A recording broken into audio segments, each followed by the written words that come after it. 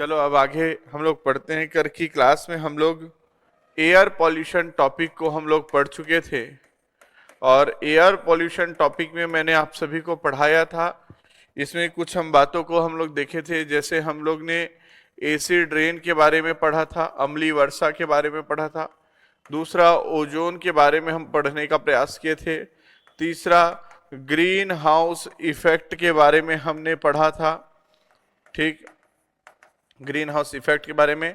और चौथा में हम लोग गैसेस के बारे में पढ़े थे कि जैसे कार्बन मोनोऑक्साइड को पूछ दे या कार्बन डाइऑक्साइड को पूछ दे या सल्फर डाइऑक्साइड को पूछे, इस तरीके से जो आपका प्राइमरी पॉल्यूटेंट और सेकेंडरी पॉल्यूटेंट क्या होता है, ये सब हमने पढ़ चुका था। अब हम लोग आगे की क्लास को आज यथावत जारी करते हैं और पढ़ते हैं। तो एयर पॉल्यूशन टॉपिक हमारा कंप्लीट हो चुका है। अब आज की क्लास में हम लोग ने नॉइस पॉल्यूशन या ध्वनि प्रदूषण को पढ़ने का प्रयास करते हैं। ध्वनि प्रदूषण, साथ ही साथ में न्यूक्लियर पॉल्यूशन इसको भी हम पढ़ते हैं, ठीक है। और वाटर पॉल्यूशन, ये तीन टॉपिक आज मैं आपको पढ़ाता हूं। पॉल्यूशन में अपने को इतने चीजों को अपने को पढ़ना रहेगा, तो आज हम लोग ध्वनि प्रदूषण, नाभिकीय प्रदूषण और जल प्रदूषण के बारे में पढ़ेंगे। तो चलिए अब प्रयास करते हैं और चीजों को आगे बढ़ते हैं। तो सबसे पहले हम हेडिंग डालेंगे नॉइस पॉल्यूशन या ध्वनि प्रदूषण। नॉइस पॉल्यूशन या ध्वनि प्रदूषण। तो ध्वनि प्रदूषण के लिए सबसे इंपॉर्टेंट तथ्यों के रूप में हम जानते हैं, तो याद रखिएगा, ध्वनि को मापने के लिए जिस यंत्र या मापक यंत्र का प्रयोग करते हैं उसे हम लोग डेसिबल कहते हैं। पहला तो यही क्वेश्चन पूछा जाता है, डेसिबल क्या है। तो याद रखिएगा, ध्वनि की तीव्रता, इंटेंसिटी को मेजर करने के लिए डेसिबल का प्रयोग किया जाता है, ठीक है। और कल की क्लास में मैंने आपको डॉप्सन पढ़ाया था। जब डॉप्सन जो होता है वो ओजोन परत की मोटाई को मापते हैं, डेसिबल जो होता है वो ध्वनि को तीव्रता को मापा जाता है। और इस आधार पे अगर किसी ध्वनि की तीव्रता या डेसिबल बहुत ज्यादा होती है तब उसे आपका शारीरिक पीड़ा होती है। जैसे अगर हम देखेंगे तो हेडेक होना, ब्लड प्रेशर का बढ़ जाना, तो ये सब जो है वो वन्य जीव जंतु या मानव पर के स्वास्थ्य पर प्रतिकूल प्रभाव जब डालता है तब हम उसको ध्वनि प्रदूषण के दायरे में रखते हैं। तो याद रखिएगा, ध्वनि प्रदूषण को मापने के लिए किसका प्रयोग करते हैं? डेसिबल का प्रयोग करते हैं। लगभग 80 डेसिबल से ऊपर, 80 डेसिबल से ऊपर या 80 से 90 डेसिबल से ऊपर जब होता है तब हम उसको ध्वनि प्रदूषण के लिए दायरे में रखते हैं। 80 डेसिबल से अधिक अगर हो तब हम उसको ध्वनि प्रदूषण कहते हैं। याद रखिएगा, ध्वनि प्रदूषण के लिए एक बार जो क्वेश्चन पूछा जाता है, ठीक, वह ग्रीन मफलर का सिद्धांत है। ये याद रखिएगा, ग्रीन मफलर किससे रिलेटेड है?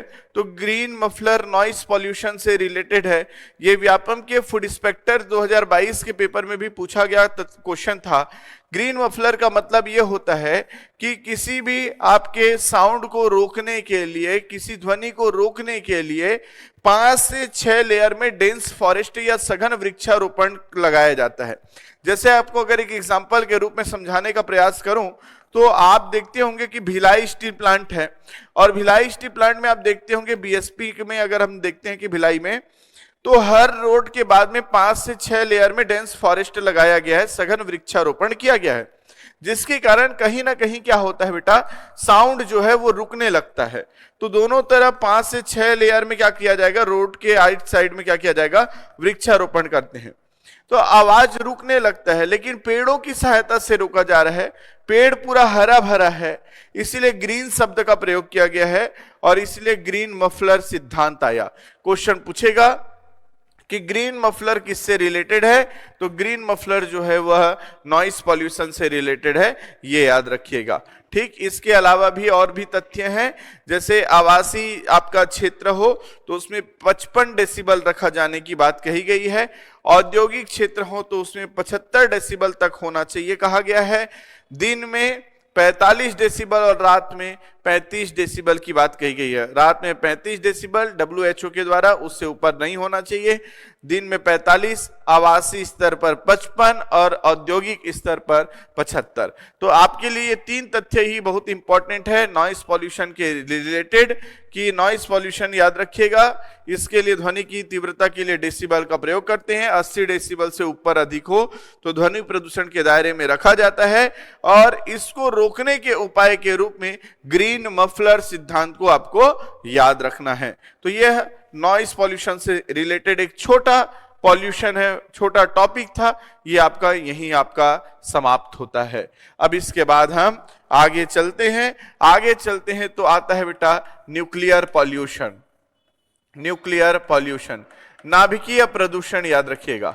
इस नाभिकीय प्रदूषण में ध्यान रखिएगा, यह प्रदूषण सर्वाधिक हानिकारक होता है। कौन सा प्रदूषण सबसे ज्यादा जन धन की हानि करता है पूछा जाए तो वह न्यूक्लियर पॉल्यूशन या नाभिकीय प्रदूषण होता है। इस नाभिकीय प्रदूषण में अगर हम कुछ बातों को ध्यान रखते हैं बेटा, तो इसमें आपको एक तथ्यों को यहीं पर मैं पढ़ा देने का प्रयास करता हूं। एक होता है नाभिकीय संलयन और दूसरा होता है नाभिकीय विखंडन। यहीं पर नाभिकीय शब्द आया है तो इसमें कंप्लीट कर देता हूं, नाभिकीय संलयन और नाभिकीय विखंडन। नाभिकीय संलयन को न्यूक्लियर फ्यूजन कहते हैं, न्यूक्लियर फ्यूजन कहा जाता है, और नाभिकीय विखंडन को न्यूक्लियर फिजन कहते हैं। आया बात समझ में, न्यूक्लियर फ्यूजन और न्यूक्लियर फिजन। देखो बेटा, नाम से स्पष्ट है, विखंडन का मतलब होता है टूटना। टूटना, जब कोई एक बड़ा चीज दो चीजों सरल चीजों में टूटेगा तो हम बोलेंगे कि खंडित हो गया या विखंडित हो गया। जब कोई टूटेगा तो विखंडन। आया बात, जब कोई जुड़ेगा तो संलयन। तो क्या होता है, जब दो लाइटेस्ट न्यूक्लियाई, जब दो हल्के नाभिक जुड़ करके एक भारी नाभिक बनाते हो तब उसको हम नाभिकीय संलयन कहते हैं। नाभिकीय संलयन में दो हल्के नाभिक जुड़ करके एक भारी नाभिक बनाते हैं, दो लाइटेस्ट न्यूक्लियाई जुड़ करके एक हैवीएस्ट न्यूक्लियाई में कन्वर्ट होता है, तब हम उसको नाभिकीय संलयन कहते हैं। इसी का उल्टा हो जाएगा कि एक बड़ा भारी नाभिक जो होगा, एक भारी नाभिक जो होगा वो दो छोटे छोटे हल्के नाभिक में टूटने लगता है, तब हम उसको विखंडन कहते हैं। आया बात समझ में, क्लियर है? नाभिकीय संलयन याद रखिएगा, नाभिकीय संलयन में हाइड्रोजन का एक समस्थानिक होता है बेटा, जिसका नाम ड्यूटेरियम होता है। तो हाइड्रोजन हीलियम में परिवर्तित होता है, ये याद रखना है। हाइड्रोजन का हीलियम में परिवर्तित होना क्या कहलाता है पूछा जाए तो याद रखिएगा, हाइड्रोजन का हीलियम में बदलना नाभिकीय संलयन कहलाता है। उसमें भी हाइड्रोजन का ड्यूटेरियम आइसोटोप्स या ड्यूटेरियम समस्थानिक भाग लेता है। आया बात समझ में? और इसमें बेटा यूरेनियम जो होता है, जब यूरेनियम में एक न्यूट्रॉन का अटैक किया जाता है, एक न्यूट्रॉन आपका अटैक करते हैं, आया बात समझ में, क्लियर है, बौछार किया जाता है, तब बेरियम और क्रिप्टॉन में टूटता है, साथ ही साथ 3 आपका न्यूट्रॉन जो है वह मुक्त करता है। इसके साथ में अपार मात्रा में एनर्जी विमुक्त होती है। ध्यान रखिएगा कि आप जानते होंगे सूर्य के क्रोड में सबसे ज्यादा मात्रा में हाइड्रोजन पाया जाता है। सूर्य के कोर वाले भाग में हाइड्रोजन ज्यादा होता है, और जब उच्च ताप और उच्च दाब में यही हाइड्रोजन हीलियम में बदलते हैं तो यह प्रक्रिया नाभिकीय संलयन कहलाती है। इसीलिए सूर्य में हाइड्रोजन होता है और हाइड्रोजन हीलियम में बदल जाता है तो वह प्रक्रिया नाभिकीय संलयन है। इसलिए बोलते हैं कि सूर्य में नाभिकीय संलयन की प्रक्रिया चलती है। नोट करके रखिएगा, सूर्य में नाभिकीय संलयन की प्रक्रिया चलती है। ठीक है, सूर्य के क्रोड में सबसे ज्यादा मात्रा में हाइड्रोजन होता है और यह हाइड्रोजन हीलियम में बदलता है। यह प्रक्रिया नाभिकीय संलयन कहलाती है, जिसको हम बोलते हैं कि सूर्य में नाभिकीय संलयन की प्रक्रिया चलती है। याद रखिएगा बेटा, इसको प्रोटॉन प्रोटॉन चयन प्रक्रिया भी कहते हैं। प्रोटॉन प्रोटॉन चैन रिएक्शन भी कहते हैं। आया बात समझ में क्लियर है? नाभिकीय संलयन को हम लोग प्रोटॉन प्रोटॉन चैन रिएक्शन के नाम से जाना जाता है, यह याद रखना है आपको। इसके अलावा अगर हम नाभिकीय संलयन में कौन भाग ले रहा है ये बात करो, हाइड्रोजन भाग ले रहा है। समझ में आ गया होगा कि नाभिकीय संलयन में हाइड्रोजन भाग ले रहा है, इसीलिए नाभिकीय संलयन के सिद्धांत पर जो बम बनता है उसका नाम हाइड्रोजन बम है। हाइड्रोजन बम किस सिद्धांत पर कार्य करता है? तो हाइड्रोजन बम जो होता है वह नाभिकीय संलयन पर आधारित होता है, याद रखना है। नाभिकीय विखंडन में याद रखना है, परमाणु बम जो होता है, एटॉमिक जो बम होता है वह नाभिकीय विखंडन के सिद्धांत पर आधारित होता है। एटॉमिक बम जो होगा वो नाभिकीय विखंडन पर याद रखना है। नाभिकीय संलयन पर कौन सा याद रखना है आपको? हाइड्रोजन बम याद रखना है। क्लियर है? इसी नाभिकीय बम आपको लेकर के हम, एटॉमिक बम को लेकर के हम आगे बढ़ते हैं। तो न्यूक्लियर पॉल्यूशन सबसे पहले तो याद रखना है कि यह सबसे खतरनाक या हानिकारक होगा। आया बात समझ? सबसे ज्यादा जनधन की हानि पहुंचाता है। इसके अलावा अगर हम देखते हैं एटॉमिक बम के में अगर हम बात करते हैं परमाणु बम में, तो परमाणु बम में दो घटनाएं आपको बहुत याद होने चाहिए। एक आपका 6 अगस्त 1945 और दूसरा 9 अगस्त 1945। 6 अगस्त 1945 को हिरोशिमा में एटॉमिक बम गिराया जाता है। आया बात समझ में? और 9 अगस्त को नागासाकी में एटॉमिक बम गिराया जाता है अमेरिका के द्वारा। अब हिरोशिमा में जो बम का नाम था उसका नाम आपका लिटिल बॉय था, लिटिल बॉय। आया बात समझ में क्लियर? और नागासाकी में आपका फैट मैन जो है वो बम का नाम है, याद रखिएगा। इस हिरोशिमा में जो 6 अगस्त 1945 को एटॉमिक बम जो गिराया गया वह यूरेनियम से बनाया गया था, यूरेनियम के ईंधन से बनाया गया था। और नागासाकी में जो बम बनाया गया था वह प्लूटोनियम का प्रयोग करके बनाया गया था, ये याद रखना है। क्लियर है? तो इस तरीके से एटॉमिक बम के रूप में याद रखिएगा। 6 अगस्त 1945 को हिरोशिमा, 9 अगस्त 1945 को नागासाकी। बम का नाम लिटिल बॉय और फैट मैन था। और बम के लिए जो ईंधन का प्रयोग किया गया था, फ्यूल का यूज किया गया था, वो यूरेनियम और प्लूटोनियम था।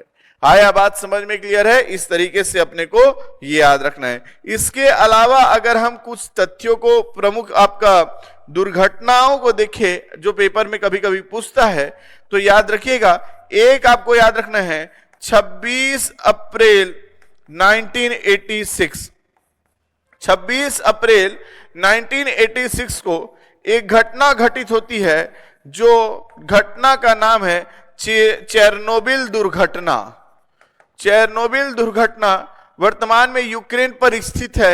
याद रखिएगा 26 अप्रैल 1986 को यह घटना घटित होती है। चेरनोबिल दुर्घटना किससे संबंधित है पूछा गया है, सीजीपीएससी का पूछा गया।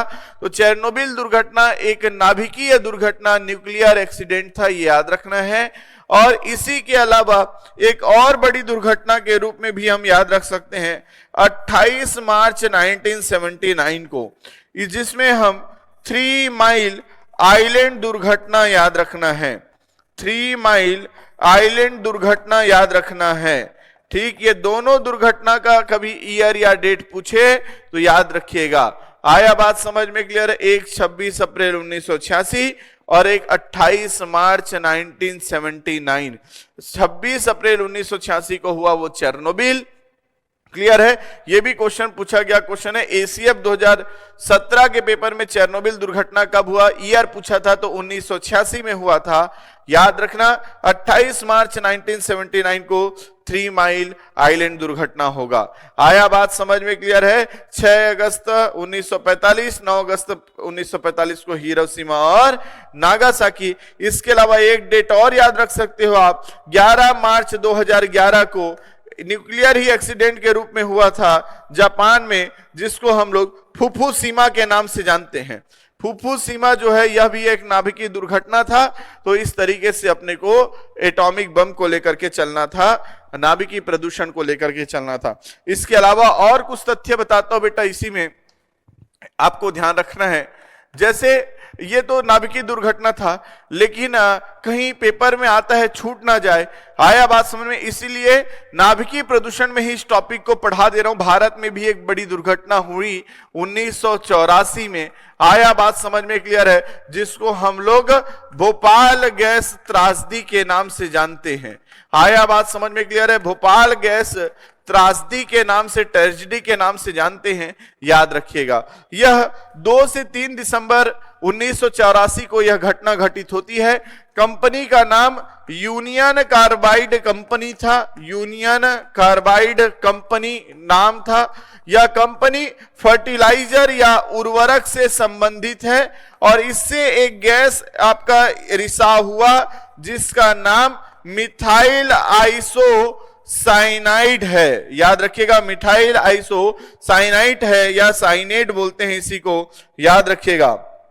मिथाइल आइसो साइनाइड है, जिसको हम MIC मिक गैस के नाम से जानते हैं। मिथाइल आइसो साइनाइड आपका याद रखिएगा, भोपाल गैस ट्रेजेडी में। कंपनी का नाम यूनियन कार्बाइड कंपनी। यह कंपनी एक फर्टिलाइजर कंपनी था, केमिकल का मिक्सिंग किया जा रहा था जिससे एक विषैला गैस रिसाव हुआ, लीकेज हुआ, जिसका नाम मिथाइल आइसोसाइनाइड है। यह कब घटना घटित हुई? 1984, कभी पूछे तो याद रखें।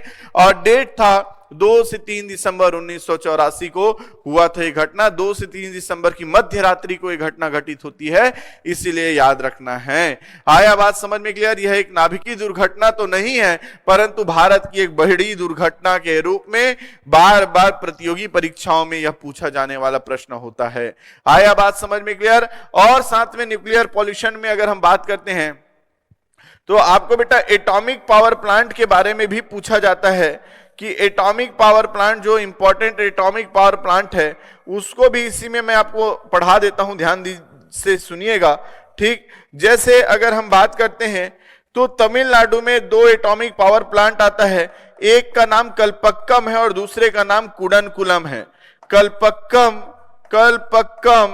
और कुडनकुलम याद रखिएगा, कुडनकुलम, ये दोनों के दोनों किस राज्य पर स्थित है? कभी राज्य के साथ मैच करने बोले तो कल्पक्कम और कुडनकुलम जो है, आया बात समझ, तमिलनाडु पर स्थित है, याद रखिएगा। ठीक, यह तमिलनाडु पर स्थित है। फिर बेटा यह कर्नाटक है, कर्नाटक में याद रखिएगा एक नाम कैगा एटॉमिक पावर प्लांट हम पढ़ने जा रहे हैं। तो तमिलनाडु में 2 नाम कल्पक्कम और कुडनकुलम, और कर्नाटक में कैगा है। महाराष्ट्र में बेटा याद रखिएगा तारापुर, महाराष्ट्र में तारापुर याद रखना है। क्या नाम याद रखना है? तारापुर। आया बात समझ में क्लियर है? याद रखना, यह गुजरात है और यह राजस्थान है। राजस्थान में याद रखिएगा रावत भाटा, र से राजस्थान और र से रावत भाटा। ठीक, यहां गुजरात में याद रखना है आपका काकड़ा पारा, और यूपी में याद रखना है बेटा नरोरा, यूपी में नरोरा। आया बात समझ में क्लियर? राज्यों के साथ मैच करने बोले तो याद रखिएगा, सबसे इंपॉर्टेंट के रूप में याद रखना कल्पक्कम और कुडनकुलम तमिलनाडु पे है, कर्नाटक में कैगा है, महाराष्ट्र में तारापुर है। याद रखिएगा सबसे पहला एटॉमिक पावर प्लांट भारत का पूछा जाए तो याद रखना है तारापुर। उसके बाद गुजरात में काकड़ापारा, राजस्थान में रावत भाटा और यूपी में नरोरा है। आया बात समझ में क्लियर है? तो अपने को न्यूक्लियर पॉल्यूशन में इतने तथ्यों को याद रखना था कि न्यूक्लियर पॉल्यूशन सबसे खतरनाक और हानिकारक प्रदूषण माना जाता है। याद रखिएगा नाभिकीय शब्द है तो याद रखना इसमें 2 शब्द आते हैं, एक नाभिकीय संलयन और दूसरा आता है नाभिकीय विखंडन। नाभिकीय संलयन 2 हल्के नाभिक को जोड़कर एक भारी नाभिक बनाते हैं। विखंडन में एक भारी नाभिक 2 हल्के नाभिक में विखंडित होता है। नाभिकीय संलयन में हाइड्रोजन हीलियम में बदलता है। आया बात समझ में क्लियर है? यह सूर्य के क्रोड में पर्याप्त मात्रा में हाइड्रोजन पाया जाता है, सर्वाधिक मात्रा में, और यही प्रक्रिया संचालित होती है नाभिकीय संलयन की प्रक्रिया सूर्य में। याद रखना बहुत इंपॉर्टेंट तथ्य है। नाभिकीय संलयन को ही हम प्रोटॉन प्रोटॉन चेन रिएक्शन के नाम से जानते हैं और यह हाइड्रोजन बम इस पर आधारित है। इसके बाद नाभिकीय विखंडन में एक भारी नाभिक 2 हल्के नाभिक में टूटता है बेटा, जिसमें जब यूरेनियम में एक न्यूट्रॉन की बौछार कराई जाती है, आया बात समझ में क्लियर है, तो बेरियम और क्रिप्टॉन में टूटेगा और तीन न्यूट्रॉन जो होता है वह रिलीज होता है। खासकर याद रखना है कि नाभिकीय रिएक्टर की बात करें, इसी को कंट्रोल करने के लिए बेटा न्यूक्लियर रिएक्टर बनाया जाता है। भारत का पहला न्यूक्लियर रिएक्टर अप्सरा को कहते हैं। और याद रखना, न्यूक्लियर रिएक्टर में आया बात समझ में, एक कैडमियम की रॉड लगी होती है। यह कैडमियम की रॉड एक्स्ट्रा न्यूट्रॉन को एब्जॉर्ब करता है, एक्स्ट्रा न्यूट्रॉन को अवशोषित करने का काम करता है कौन? आपका कैडमियम की रॉड। लेकिन खास बात ये याद रखना, कभी पेपर में बार बार पूछता है, D2O को पूछा जाता है। D2O को हम लोग हैवी वाटर या भारी जल कहते हैं। D2O जो है, D2O जिसमें D जो है ड्यूटेरियम है, ड्यूटेरियम, और O जो है वह ऑक्सीजन है। ड्यूटेरियम और ऑक्सीजन को मिलाते हैं, आया बात समझ में क्लियर है? तो ये याद रखना, इसे हम भारी जल कहते हैं, हैवी वाटर कहते हैं, जिसका यूज न्यूक्लियर रिएक्टर में एज अ मॉडरेटर या मंदक के रूप में प्रयोग किया जाता है, जिसका काम न्यूट्रॉन की गति को धीमा करना होता है। न्यूट्रॉन की गति को धीमा करना होता है, याद रखिएगा। स्लो डाउन करता है न्यूट्रॉन के स्पीड को, ये याद रखना है। मंदक को हम मॉडरेटर कहते हैं, याद रखिएगा। मंद का मतलब होता है धीमा करना। किसके स्पीड को धीमा करेगा? न्यूट्रॉन की गति को धीमा करता है। लेकिन साथ ही साथ नाभिकीय रिएक्टर में, न्यूक्लियर रिएक्टर में एक कैडमियम की रॉड लगी होती है, कैडमियम की छड़ लगी होती है, याद रखिएगा। यह एक्स्ट्रा जो न्यूट्रॉन होता है उस न्यूट्रॉन को एब्जॉर्ब करने का काम करता है, एक्स्ट्रा न्यूट्रॉन को एब्जॉर्ब करने का काम करता है, यह याद रखना है। आया बात समझ में क्लियर है? कैडमियम शब्द ही आया है, तो कैडमियम शब्द ही आया है तो याद रखना, ये नाभिकीय प्रदूषण से संबंधित तो नहीं है, लेकिन बता देता हूं, कैडमियम से होने वाला रोग इटाई रोग होता है। इटाई रोग कैडमियम से होता है, यह बार बार क्वेश्चन पूछता है। इटाई रोग किससे होता है? तो इटाई रोग कैडमियम से होता है। बेटा क्रैश कोर्स चल रहा है और आप सभी को पता है कि इतने बड़े सिलेबस को, आया बात समझ में क्लियर, इतने कम ड्यूरेशन में 100% कंटेंट के साथ में डिलीवर करना, आया बात समझ में क्लियर है? यह एक चुनौती भरा कार्य है, लेकिन हम 100% कंटेंट डिलीवर कर तो रहे हैं। आया बात समझ में? तो आप इसे पहले अच्छे से सुने बेटा, समझे, और उसके बाद आपके पास यह वीडियो अवेलेबल होगा। यह वीडियो YouTube में भी रिलीज किया जा रहा है, और साथ ही साथ में आपको याद रखना है कि जो ऐप में है, आया बात समझ में क्लियर है, उसके पास तो यह रहेगा, जिसके कारण आप इसको स्लो करके आप अपने कॉपी में नोट डाउन करें और अभी मेरे साथ साथ चलने का प्रयास करें और याद करने का भी प्रयास करें कि हाँ, कैडमियम से इटाई रोग होता है। नाभिकीय संलयन, नाभिकीय विखंडन क्या है? हाइड्रोजन बम जो है नाभिकीय संलयन पर है, नाभिकीय विखंडन पर परमाणु बम है। ऐसे सबको याद करना है बेटा। जैसे आपको ईयर याद रखना है कि आपका भोपाल गैस त्रासदी 1984 में हुआ, जैसे चेरनोबिल दुर्घटना 1986 में हुआ। ये सब ईयर को भी आपको ट्रेस करना बहुत इंपॉर्टेंट होगा बेटा।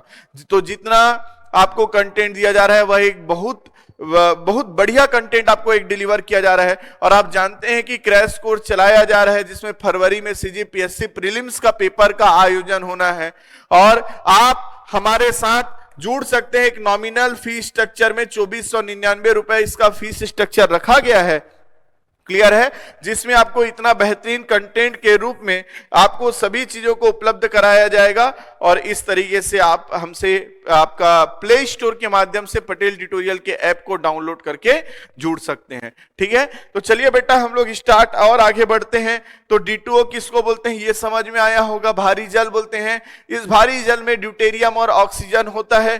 साथ ही साथ में हमने ये देखा कि कैडमियम की छड़ जो होता है, जब आपका यूरेनियम में न्यूट्रॉन का अटैक करते हैं तो एक्स्ट्रा जो न्यूट्रॉन निकलता है उसको एब्जॉर्ब करने का काम जो होता है वह कैडमियम की छड़ का काम होता है, याद रखना है।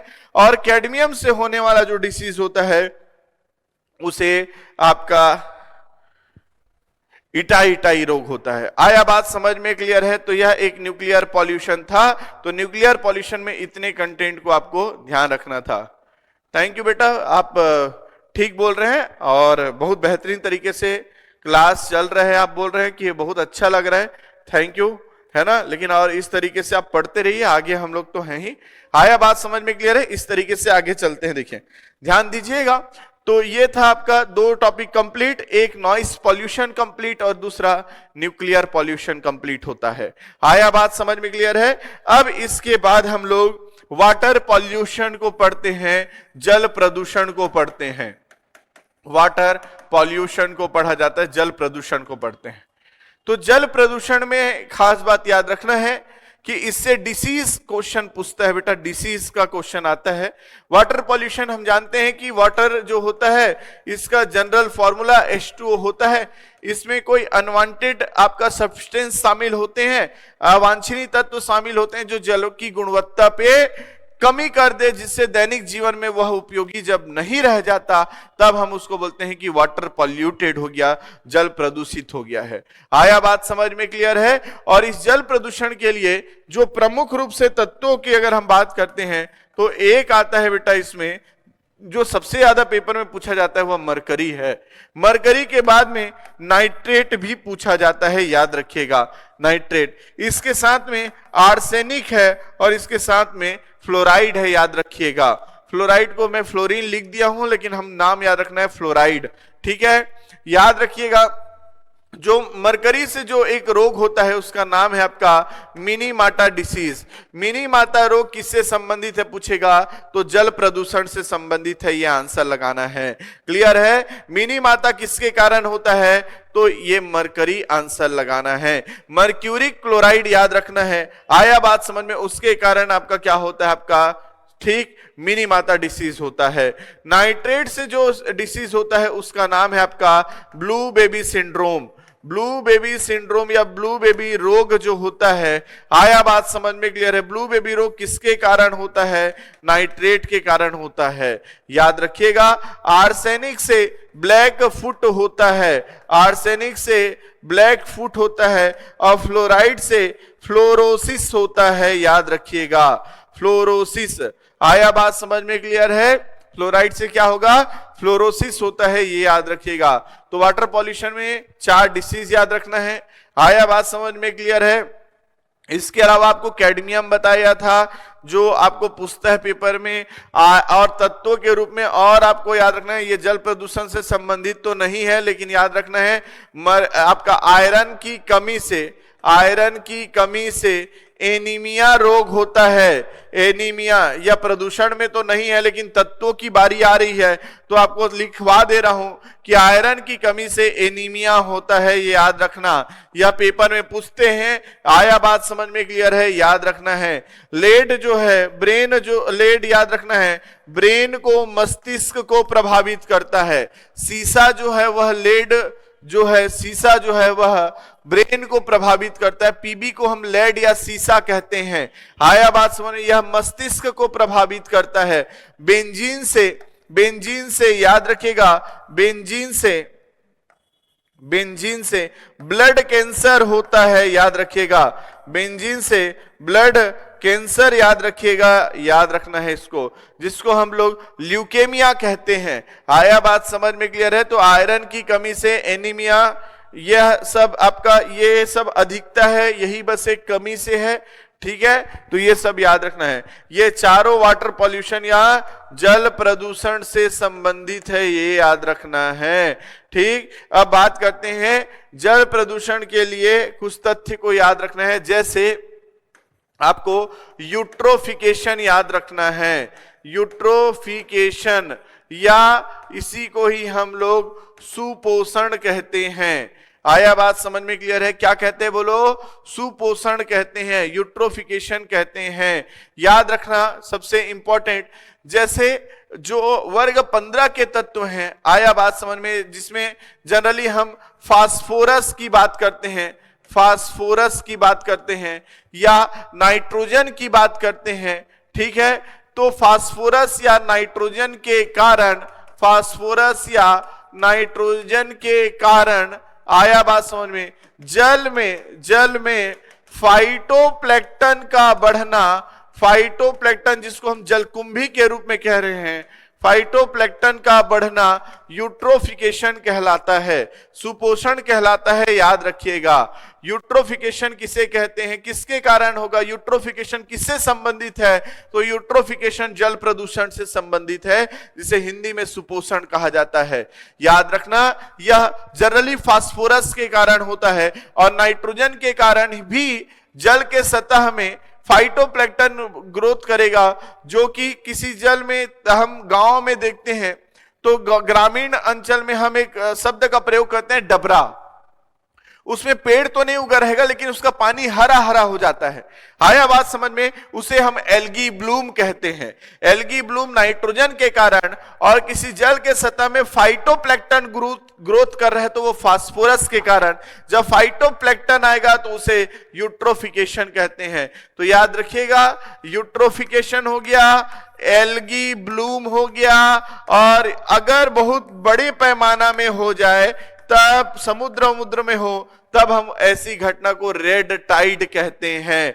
तो ये तीनों याद रखिएगा, यह तीनों के तीनों जल प्रदूषण से संबंधित है, वाटर पॉल्यूशन से रिलेटेड है। लेकिन यूट्रोफिकेशन मेन रूप से फास्फोरस और एल्गी ब्लूम मेन रूप से नाइट्रोजन के कारण होता है, यह याद रखना है। और अभी बीच में प्रतियोगी परीक्षा में यह पूछा भी गया क्वेश्चन है, यह भी याद रखना है। साथ ही साथ में अगर हम बात करते हैं जल प्रदूषण को लेकर के, अगर हम चर्चा करते हैं, और तो जल प्रदूषण टॉपिक में अगर हम चर्चा करते हैं तो किसी जल में, अगर किसी जल है और इस जल में अगर डिसॉल्व्ड ऑक्सीजन, घुलित ऑक्सीजन की मात्रा यदि कम होती है, अगर किसी जल में बेटा अगर ऑक्सीजन ही नहीं रहेगा तो वो जल कैसे कहलाएगा।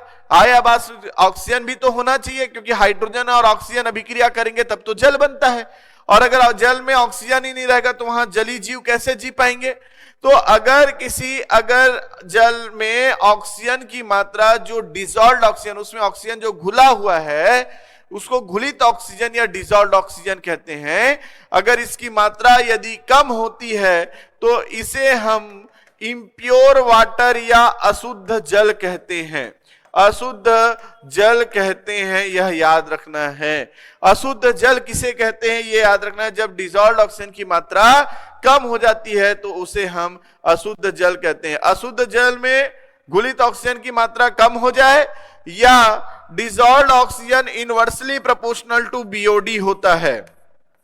इस बीओडी का फुल फॉर्म कभी पूछा जाता है तो याद रखिएगा, बायोलॉजिकल ऑक्सीजन डिमांड होता है, बायोलॉजिकल ऑक्सीजन डिमांड होता है, जिसे हम जैविक ऑक्सीजन मांग कहते हैं, जैविक ऑक्सीजन मांग कहते हैं, जो डिसॉल्व्ड ऑक्सीजन या घुलित ऑक्सीजन का इनवर्सली प्रोपोर्शनल होता है। आया बात समझ में, इसका मतलब यदि किसी जल में डिसॉल्व्ड ऑक्सीजन ज्यादा होगा, इसका मतलब वहां बीओडी का मान ज्यादा होगा, क्योंकि इनवर्सली प्रोपोर्शनल व्युत्क्रमानुपाती है। अगर डिसॉल्व्ड ऑक्सीजन कम है तो बीओडी ज्यादा होगा, अगर डिसॉल्व्ड ऑक्सीजन कम है तो वह अशुद्ध जल कहलाएगा, या बीओडी की मात्रा ज्यादा है तो भी वह अशुद्ध जल ही कहलाएगा। तो यदि अगर क्वेश्चन पूछा जाए अशुद्ध जल में क्या, तो खोजना ऑप्शन में घुलित ऑक्सीजन की मात्रा का कम हो जाना या फिर बायोलॉजिकल ऑक्सीजन डिमांड की मात्रा का बढ़ जाना है। आया बात समझ में, क्लियर है, याद रखना है। जल प्रदूषण में याद रखेगा, भारत का जल पुरुष राजेंद्र सिंह को कहते हैं, राजेंद्र सिंह को भारत का वाटरमैन या जल पुरुष कहते हैं। आज तक केवल आप जल परी सुने हो के, अब सुनो जल पुरुष। आया बात समझ में क्लियर है? वाटर मैन ऑफ इंडिया, आया बात समझ में किसे कहा जाता है? राजेंद्र सिंह को कहते हैं, याद रखिएगा। जल प्रदूषण के लिए अधिनियम आया है बेटा, वह अधिनियम 1974 का अधिनियम कहलाता है। 1974 जल प्रदूषण निवारक अधिनियम है, याद रखिएगा। वाटर पॉल्यूशन, जल प्रदूषण निवारक या नियंत्रण अधिनियम, निवारक, जल प्रदूषण निवारक अधिनियम, वाटर पॉल्यूशन प्रिवेंशन एक्ट 1974, याद रखिएगा। इसके लिए एक संस्था के रूप में, ऑर्गेनाइजेशन के रूप में बनाया है बेटा, इसका नाम सीपीसीबी है। सीपीसीबी जो है इसका पूरा नाम सेंट्रल पॉल्यूशन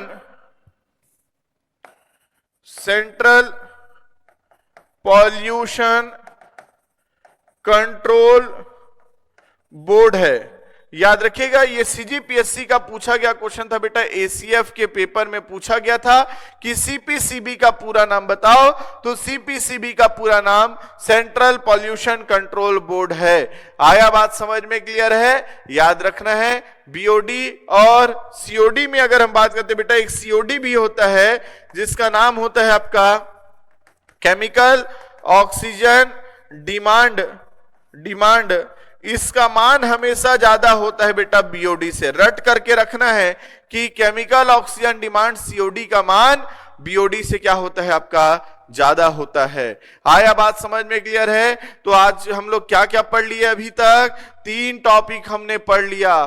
कल मैं पूरा एयर पॉल्यूशन पढ़ाया था, आज की क्लास में मैं पूरा आपको नॉइस पॉल्यूशन, न्यूक्लियर पॉल्यूशन और वाटर पॉल्यूशन पढ़ा दिया। ये ऐसे बच्चे जो आपका ऑलरेडी पहले पढ़ चुके हैं उनके लिए रामबाण रहेगा।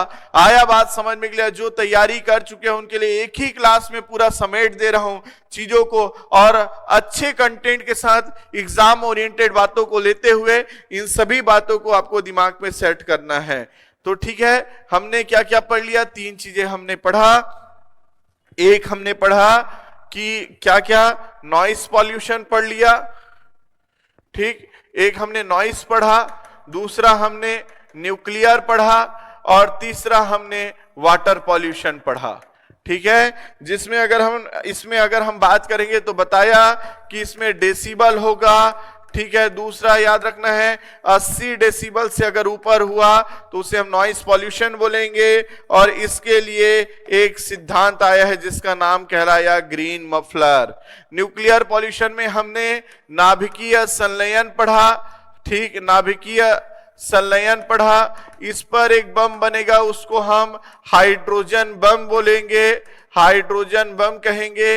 दूसरा नाभिकीय विखंडन आया, नाभिकीय विखंडन, जिस पर आधारित परमाणु बम पढ़ा, परमाणु बम, एटॉमिक बम। इसके अलावा हमने आपका मंदक या मॉडरेटर के रूप में D2O को पढ़ा है, D2O भारी जल। चेरनोबिल पढ़ा, चेरनोबिल आपका 1986 में चेरनोबिल घटना घटित हुआ। 3 माइल आइलैंड जो दुर्घटना था, 3 माइल आइलैंड, यह 1979 में हुआ था। हिरोशिमा जो था, हिरोशिमा, वह 6 अगस्त 1945 को हुआ। लिटिल बॉय बम का नाम था, याद रखना है, यूरेनियम का प्रयोग किया गया था। नागासाकी याद रखना है, नागासाकी 9 अगस्त 1945 को हुआ। यहां पर फैटमैन बम का नाम था, प्लूटोनियम का प्रयोग किया गया था, ठीक। इसके अलावा फुकुशिमा पढ़ाया मैंने आपको। फुकुशिमा जो है वह 11 मार्च 2011 को हुआ। इसके अलावा अगर हम बात करते हैं तो 7 एटॉमिक पावर प्लांट के बारे में हमने पढ़ा है कि 7 एटॉमिक पावर प्लांट में कौन कौन सा होगा। तो कलपक्कम और कुडनकुलम तमिलनाडु में है, कर्नाटक में कैगा है, महाराष्ट्र में तारापुर है। आया बात समझ में क्लियर है? गुजरात में काकड़ापारा है, राजस्थान में रावत भाटा है, और यूपी में नरोरा है। साथ ही साथ में फर्स्ट न्यूक्लियर रिएक्टर के बारे में बताया था कि अप्सरा है। आया बात समझ में क्लियर? वाटर पॉल्यूशन के रूप में हमने पढ़ा, तो वाटर पॉल्यूशन के रूप में हमने एक तो मरकरी को पढ़ा, तो मरकरी से होने वाला रोग मिनीमाटा रोग याद रखना है, नाइट्रेट से याद रखना है। आया बात समझ में क्लियर? मिनीमाता के रूप में याद रखना है, नाइट्रेट से। ब्लू बेबी को याद रखना है, ब्लू बेबी रोग आपको याद रखना है। अधिनियम के रूप में याद रखना है, अधिनियम जल प्रदूषण को रोकने के लिए 1974 का अधिनियम बनाया गया है। एक आपको एल्गी ब्लूम याद रखना है, एल्गी ब्लूम जो होगा नाइट्रोजन के कारण। ठीक, यूट्रोफिकेशन याद रखना है, यूट्रोफिकेशन जो होगा वह फास्फोरस के कारण। ठीक, एक रेड टाइड की घटना याद रखना है, समुद्र या महासागर में इन्हीं रेड टाइड के कारण वहां का जल उसी रंग का होने लगेगा। बहुत व्यापक पैमाने में यह होता है, यह तीनों जल प्रदूषण से संबंधित है। इन सभी तथ्यों को याद रखना है। इसके अलावा मिसलेनियस के रूप में आपको भोपाल गैस त्रासदी भी पढ़ाया था, जो कि 2 से 3 दिसंबर 1984 को हुआ, जो कि मध्य रात्रि में घटना घटित हुआ था। कंपनी का नाम यूनियन कार्बाइड कंपनी था। आया बात समझ में क्लियर है? और गैस का रिसाव हुआ था मिथाइल आइसोसाइनाइड के रूप में हुआ था। ठीक है, तो ये तीनों अपने को याद लेकर के चलना है। तो हमने कल की क्लास में पूरा बेटा एयर पॉल्यूशन पढ़ा, आज की क्लास में मैंने नॉइस पॉल्यूशन पढ़ाया, न्यूक्लियर पॉल्यूशन पढ़ाया और वाटर पॉल्यूशन भी मैंने आपको कंप्लीट करा दिया है। इस तरीके से पॉल्यूशन वाले चैप्टर में अपने को इन तथ्यों को याद रखना है, जो बेहद आपके लिए इंपॉर्टेंट है। आया बात समझ में क्लियर है? पूरा अच्छे तरीके से ओजोन को पढ़ाया आपको, फिर ग्रीन हाउस इफेक्ट को हमने पढ़ा, साथ ही में प्राथमिक द्वितीयक प्रदूषक क्या होता है, अम्लीय वर्षा क्या होता है, वो एयर पॉल्यूशन का टॉपिक खत्म। इसके लिए अधिनियम बताया था बेटा 1981 का अधिनियम, इसके लिए अधिनियम बताया था बेटा 1974 का अधिनियम। क्लियर है? और नॉइस और न्यूक्लियर आज के टॉपिक में समाप्त होता है।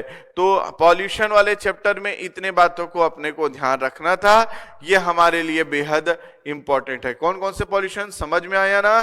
ठीक, तो ये चारों के चारों कंप्लीट होते हैं, वाटर, नॉइस, न्यूक्लियर और आपको एयर पॉल्यूशन, पूरा कंप्लीट। आया बात समझ में क्लियर? इतने बातों को लेकर के याद रखना है। डिसीज भी बताया, डिसीज के रूप में कैडमियम, इटाई बताया, आयरन की कमी से बताया था, एनीमिया बताया था, फिर आपको बताया था बेटा किससे, मरकरी से मिनी माता और नाइट्रेट से ब्लू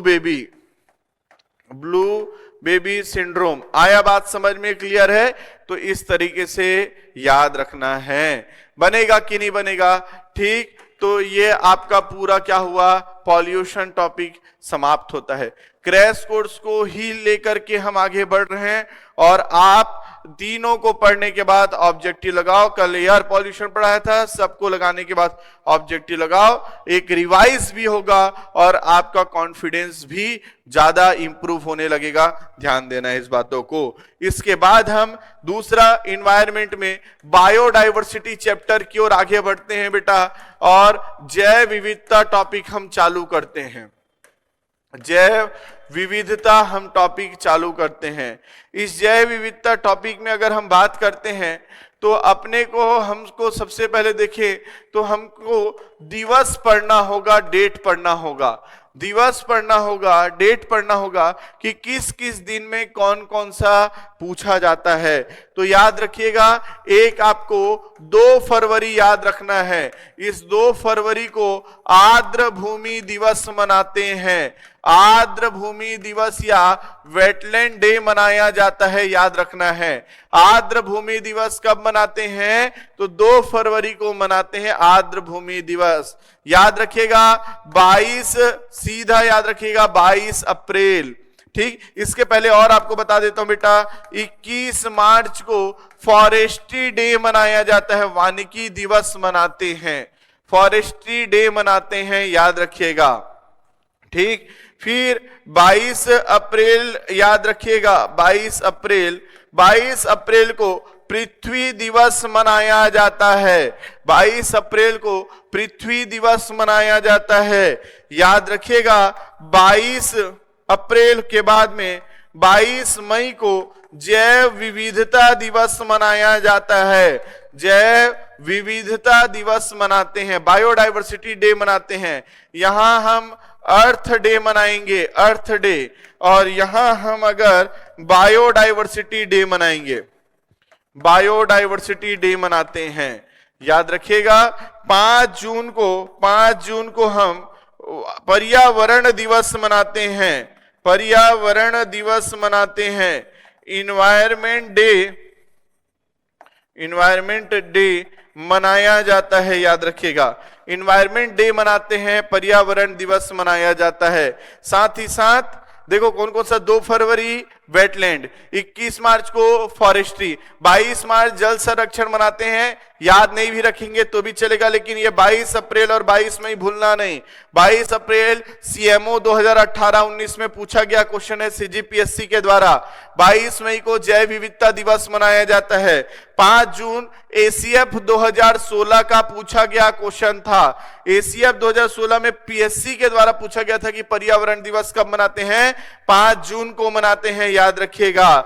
11 जुलाई सीजीपीएससी एसीएफ 2016 में पूछा गया था, इसे जनसंख्या दिवस मनाया जाता है। वर्ल्ड पॉपुलेशन डे मनाते हैं 11 जुलाई को। 29 जुलाई को हम लोग टाइगर डे मनाते हैं, बाघ दिवस मनाते हैं, बाघ दिवस मनाते हैं। साथ में 16 सितंबर को ओजोन दिवस मनाया जाता है, ओजोन डे मनाते हैं। कल की क्लास में पढ़ाया था मॉन्ट्रियल प्रोटोकॉल के रूप में, याद रखिएगा ओजोन दिवस मनाया जाता है। साथ ही साथ में 16 अक्टूबर, याद रखिएगा इस 16 अक्टूबर को विश्व खाद्य दिवस मनाया जाता है। 16 अक्टूबर को विश्व खाद्य दिवस या वर्ल्ड फूड डे मनाते हैं। कौन कौन सा दिन हुआ बेटा, ध्यान रखना। 2 फरवरी को आर्द्र भूमि दिवस, वेटलैंड डे। मानता हूं कि बेटा स्पीड हो रहा होगा क्लासेस, लेकिन क्रैश कोर्स को इसी तरीके से लेना है। 1 घंटा तबीयत से आप सुनिए, पढ़िए अच्छे से, आया बात समझ, उसके बाद वीडियो को पॉज करके आप धीरे धीरे लिखते जाइएगा। दोबारा याद कर देखेंगे, आपको पूरी तरीके से याद हो जाए रहेगा। तो 2 फरवरी को वेटलैंड डे है, 21 मार्च को फॉरेस्ट्री डे है, 22 अप्रैल को अर्थ डे है, 22 मई को बायोडाइवर्सिटी डे है, 5 जून को पर्यावरण दिवस है बेटा। इसके अलावा हम आगे चलते हैं तो 11 जुलाई को जनसंख्या दिवस है, 29 जुलाई को बाघ दिवस है, 16 सितंबर को ओजोन दिवस है और 16 अक्टूबर को खाद्य दिवस है। आया बात समझ में, क्लियर है, याद रखना है। ठीक, इसमें इंपॉर्टेंट तथ्यों को रूप में देखेंगे बेटा तो 2 फरवरी 1971 को एक सम्मेलन हुआ। इस सम्मेलन का नाम था रामसर सम्मेलन। रामसर सम्मेलन याद रखना है। रामसर सम्मेलन कब हुआ? 2 फरवरी 1971 को। रामसर सम्मेलन का उद्देश्य आर्द्र भूमि का संरक्षण करना है बेटा। रामसर कन्वेंशन होगा 2 फरवरी 1971 को। कंजर्वेशन करना है वेटलैंड का। जो वेटलैंड होता है, जैसे दलदली क्षेत्र हो गए, ऐसे भूमि क्षेत्र जिसमें मॉइस्चर प्रेजेंट हो, नमी मौजूद हो, ऐसे भूमि को आर्द्र भूमि कहते हैं। और आर्द्र भूमियों का संरक्षण करने के लिए वैश्विक स्तर पर रामसर सम्मेलन का आयोजन किया गया 2 फरवरी 1971 को। इसलिए बार बार सभी देशों को यादगार दिलाने के लिए कि आर्द्र भूमियों का संरक्षण करना चाहिए, इसलिए 2 फरवरी को वेटलैंड डे मनाते हैं। 2 फरवरी को आर्द्र भूमि दिवस मनाया जाता है, याद रखिएगा। सेम इसी प्रकार बेटा 5 जून 1972, 5 जून 1972 को स्टॉकहोम सम्मेलन आता है अस्तित्व में। इस स्टॉकहोम सम्मेलन का उद्देश्य पर्यावरण को बचाना होता है। याद रखना, यहीं पर ओनली वन अर्थ का स्लोगन या नारा दिया गया था कि हमारा एक ही पृथ्वी है करके। और इस समय सभी देशों के द्वारा पर्यावरण को बचाने के लिए एक कार्यक्रम का आयोजन किया जाता है जिसको हम इन्वायरमेंट प्रोग्राम कहते हैं, और सब देश मिलकर के इस काम को करते हैं, इसलिए इसका नाम UNEP united nation environment programme कहलाता है।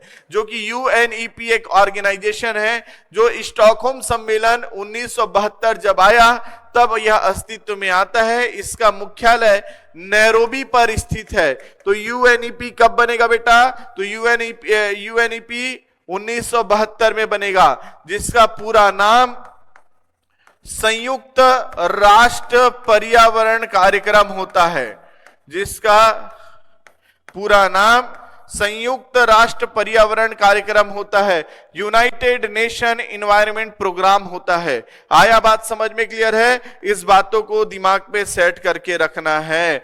UNEP 1972 में बनेगा। यह सब पर्यावरण के लिए बचाने के लिए काम किया जा रहा था, इसलिए 5 जून को विश्व पर्यावरण दिवस मनाते हैं। वर्ल्ड इन्वायरमेंट डे मनाया जाता है। विश्व पर्यावरण दिवस 5 जून को मनाया जाएगा। आया बात समझ में? क्लियर है? इस तरीके से चीजों को याद रखना था। इसी प्रकार बेटा एक और आपको पढ़ा देता हूं, याद रखिएगा। 1992 में ही एक सम्मेलन होता है जो बहुत इंपॉर्टेंट होता है, जो कि पेपर में पूछा जाता है, पृथ्वी सम्मेलन। पृथ्वी सम्मेलन कब आया? तो 1992 में आया। इस पृथ्वी सम्मेलन 1992 में आया, जो कहां हुआ था बेटा?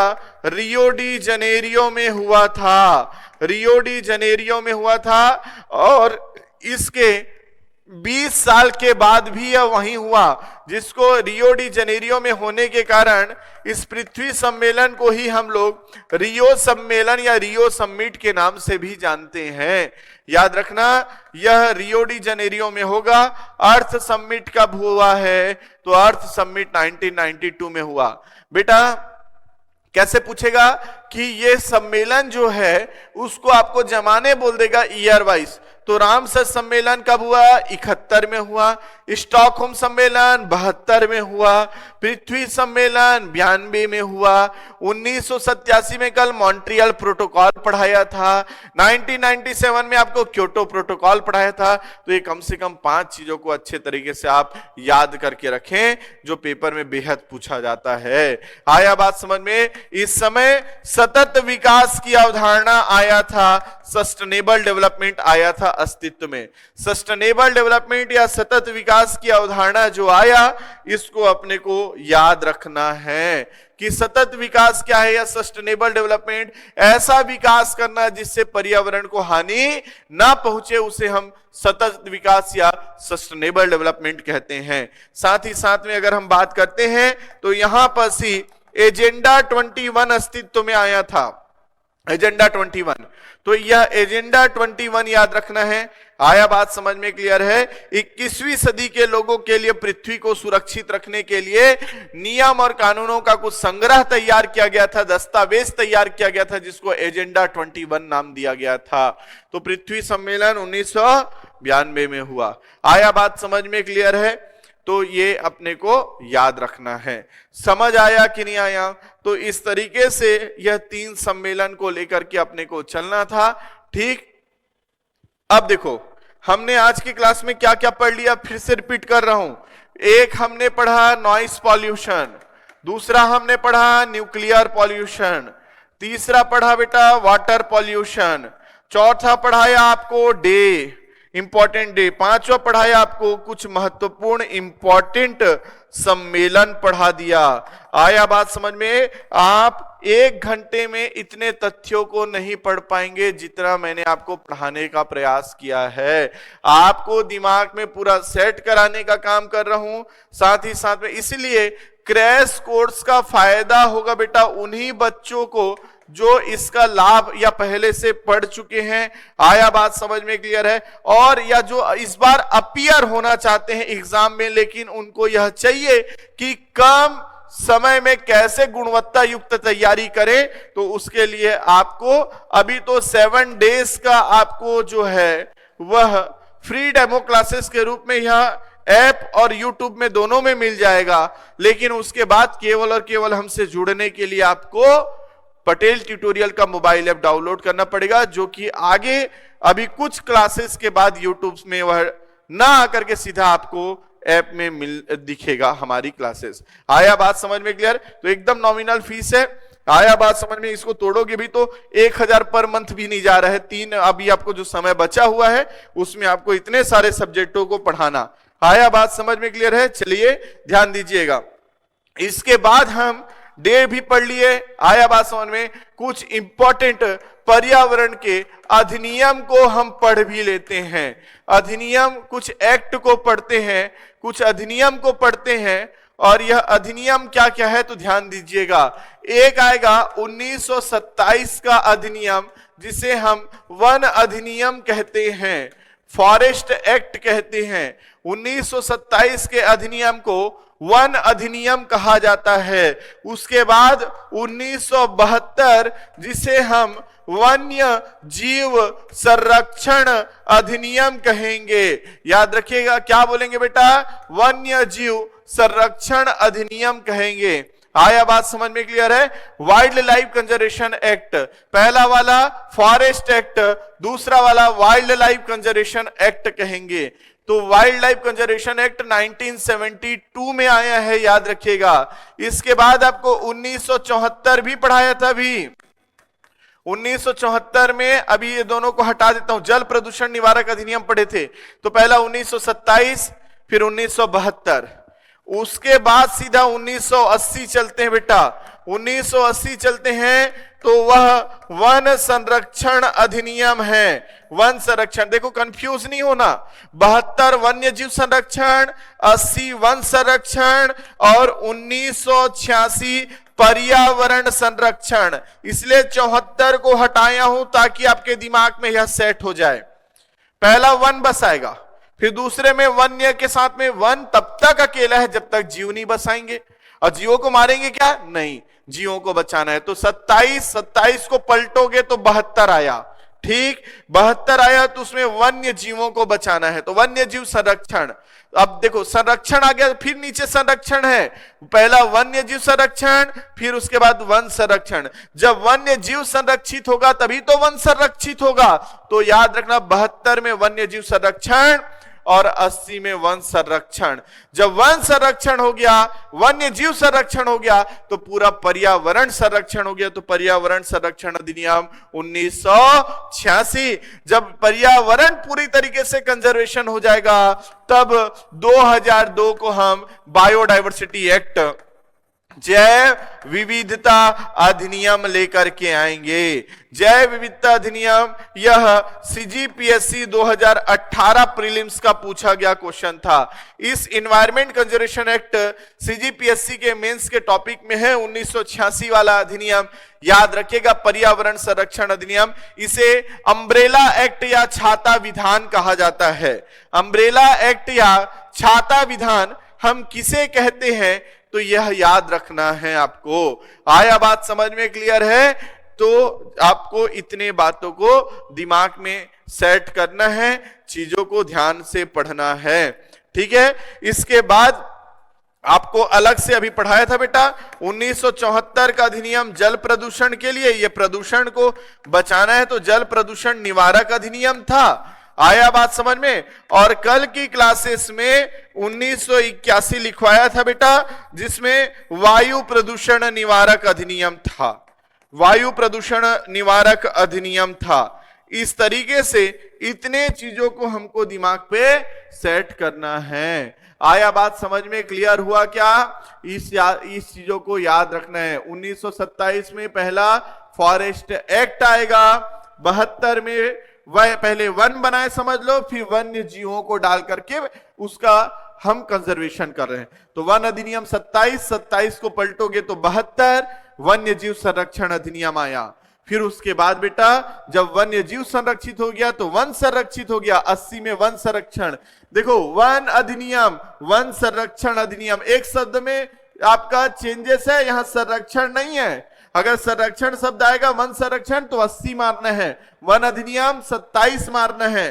क्लियर है? इस तरीके से अपने को इतने चीजों को याद रखना है, बनेगा। ठीक, तो आप याद रखिएगा। अभी हम क्या पढ़ लिए बायोडायवर्सिटी में? एक हमने डे पढ़ लिया, दूसरा हमने क्या पढ़ लिया? अधिनियम पढ़ लिया, एक्ट पढ़ लिया। आया बात समझ में? क्लियर है? और एक्ट के साथ में हमने और क्या पढ़ा? तो इंपॉर्टेंट आपका कन्वेंशन, पृथ्वी सम्मेलन, स्टॉकहोम सम्मेलन, रामसर सम्मेलन, ये सब चीजों के बारे में हमने पढ़ा है। 16 सितंबर के बारे में तो आपको कल बता ही दिया था कि ओजोन दिवस आपका मनाते हैं, मॉन्ट्रियल प्रोटोकॉल वाला। आया बात समझ में? क्लियर है? तो इतने बातों को ध्यान रखना है। मैं इसी चीजों को बेटा आपको पढ़ाता, तो इतने चीजों को धीरे धीरे पढ़ाता तो ये 2 घंटे तक भी जाता। आया बात समझ में? तो भी जा सकता था, लेकिन आपकी समय की कीमत को समझते हुए थोड़ा सा स्पीड पढ़ा रहा हूं। आया बात समझ में? हो सकता है थोड़ा क्या बहुत ज्यादा स्पीड लगे आपको, लेकिन बेटा आपके पास में फोन है, आप क्या कर सकते हो, इसे रोक रोक करके देख सकते हैं। तो आप कंटेंट पूरा देखें। आया बात समझ में? आपके लिए यह क्लास बहुत उपयोगी होगा। आपको ऐसा बिल्कुल नहीं लगेगा कि आपका समय वेस्ट हो रहा है, क्योंकि आपको पता है कि आपको अभी सख्त जरूरत है रिवीजन का और सही गाइडेंस का, और साथ ही साथ में गुणवत्ता युक्त शिक्षा का। ऐसा नहीं कि कुछ भी तथ्य पढ़ लिए और पेपर में चले गए। आया बात समझ में? वही कंटेंट चाहिए जो आपके लिए एग्जाम के लिए काफी बेहद उपयोगी है। आया बात समझ में? क्लियर है? तो मैंने आज आपको यह टॉपिक, इतने टॉपिक को पढ़ाया। मैं इसलिए क्लासेस को अभी मैं 12 बजे तक चीजों को ले सकता हूं आराम से, कोई दिक्कत नहीं है। लेकिन जितना देर मैं आपको पढ़ा रहा हूं उतना ही समय आपको फिर बिताना पड़ेगा चीजों को लिखने में। आया बात समझ? तो दोबारा सुनेंगे तो बहुत अच्छे तरीके से याद भी हो जाएगा। और इस तरीके से आज के लिए मैं इतने बातों को याद दिलाता हूं आपको। ठीक, नॉइस पॉल्यूशन, न्यूक्लियर पॉल्यूशन, आया बात समझ में? क्लियर है? साथ में वाटर पॉल्यूशन पढ़े। इसके बाद में हम बायोडायवर्सिटी चालू किए।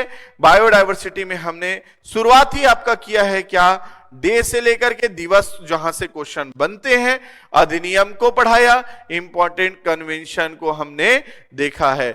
इसके अलावा खोजकर्ता को लेकर के अगर हम चलते हैं तो खोजकर्ता को भी मैं थोड़ा सा पढ़ा देता हूं। देखिएगा, आपको खोजकर्ता के रूप में कल पढ़ाया था बेटा अम्लीय वर्षा रॉबर्ट स्मिथ। लिख लीजिए, अम्लीय वर्षा रॉबर्ट स्मिथ। ग्रीन हाउस प्रभाव, ग्रीन हाउस प्रभाव जोसेफ फोरियर। आया बात समझ में? क्लियर है? उसके बाद में याद रखना है जैव विविधता, जैव विविधता, बायोडाइवर्सिटी, बायोडाइवर्सिटी। आया बात समझ में? जिसमें WG रोजेन CGPSC 2019 का पूछा गया क्वेश्चन था। आया बात समझ में? क्लियर है? इसके अलावा जैविक विविधता, जैविक विविधता, बायोलॉजिकल, बायोलॉजिकल डाइवर्सिटी, दासमैन, दासमैन। हॉट स्पॉट, हॉट स्पॉट याद रखिएगा, हॉट स्पॉट जिसे हम हिंदी में तप्त स्थल कहते हैं, नॉमर्स मेयर्स। ठीक, याद रखिएगा 10% का नियम, 10% का नियम, लिंडमैन। आया बात समझ में? क्लियर? इसके अलावा पिरामिड, पिरामिड चार्ल्स एल्टन। ठीक, इसके अलावा पारिस्थितिकीय, पारिस्थितिकीय अर्नेस्ट हैकल। पारिस्थितिकीय, पारिस्थितिकीय तंत्र AG टांसले, AG टांसले याद रखना है। आया बात समझ में? क्लियर है? एजी टांसले याद रखना है। जैव विविधता मापन विटकर याद रखना है। आया बात समझ में? क्लियर है? और जैव भौगोलिक क्षेत्र भारत को बायो जियोग्राफिकल रीजन में जो बांटा गया है वो 10 आपका रीजन में बांटा है। इसको बांटने वाला साइंटिस्ट का नाम रोजर एवं पवनार है। रोजर एवं पवनार। जैव विविधता मापन को हम लोग मेजरमेंट कहते हैं, biodiversity measurement. Alpha biodiversity, beta diversity, आया बात समझ में, और गामा बायोडायवर्सिटी। तो ध्यान देना, अम्लीय वर्षा, रॉबर्ट स्मिथ, ग्रीन हाउस प्रभाव, जोसेफ फोरियर। केवल बायोडायवर्सिटी बोलेगा तो डब्ल्यू.जी. रोजेन, बायोलॉजिकल डायवर्सिटी बोलेगा तो दासमैन। हॉट स्पॉट को ही हम लोग तप्त स्थल के रूप में जानते हैं, नॉमर्स मेयर्स। 10% लॉ पूछा जाए तो लिंडमैन। पिरामिड की बात करें तो चार्ल्स सेल्टन। पारिस्थितिकी इकोलॉजी अर्नेस्ट हैकल।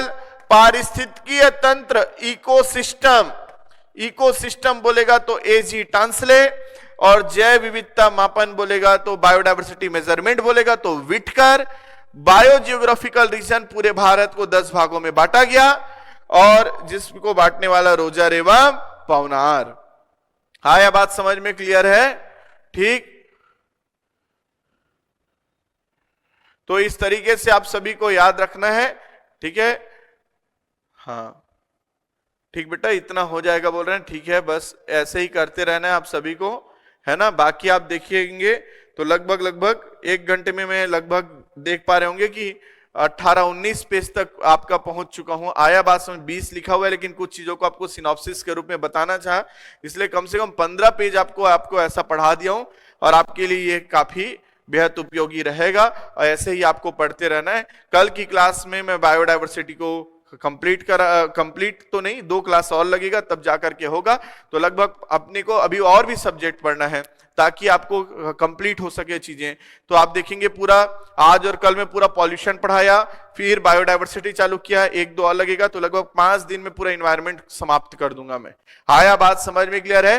तो इस तरीके से आपको चीजों को पढ़ना है। समझ आया ना सभी को? चलिए ठीक है, तो आज के लिए इतना रखते हैं और उसके बाद हम कल मिलते हैं, ठीक है? चलिए, आप सभी को आपका अच्छे से शुभकामनाएं, अच्छे से इसको पढ़िएगा, नोट डाउन कीजिएगा, कल फिर मिलते हैं। Thank you.